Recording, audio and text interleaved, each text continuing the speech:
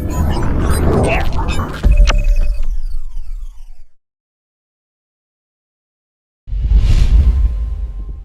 there, how's it going? This is Zidane here from Raqmedia.com. In today's video, I'm gonna be showing you how to export your contacts from your old phone to the new one. Welcome back. First of all, we head on to your phone icon. From it, get into contacts. In contacts, you will find here we have 38 contacts with phone numbers.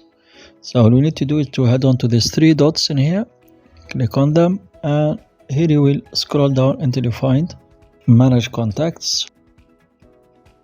Well done. Next we head on to the second tab, which is import or export contacts. Also you still have many other options like merging contacts if you have one or more number for the same person, move contacts to the cloud, synchronize contacts with your Gmail, for example. Here we'll need import or export. We'll export our contacts. Great. And we just hit the second option, export contacts to your SIM or to your V card files. With this V cards, you can edit them with your computer or laptop. Great. So just hit export. Here you will have two options to choose from, whether the internal storage or into your SIM card, or if you have an SSD cards.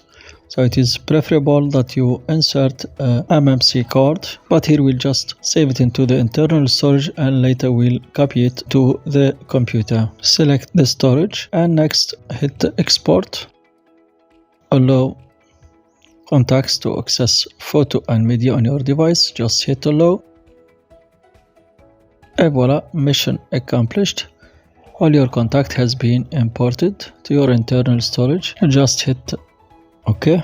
Let's check now, verify if it has been created. Hit to my files. Next we hit internal storage. From internal storage, head on to download, and here is your file. You just can select it, move on to the three dots and select details, and this is where you will find your file, which is in download contacts VCF.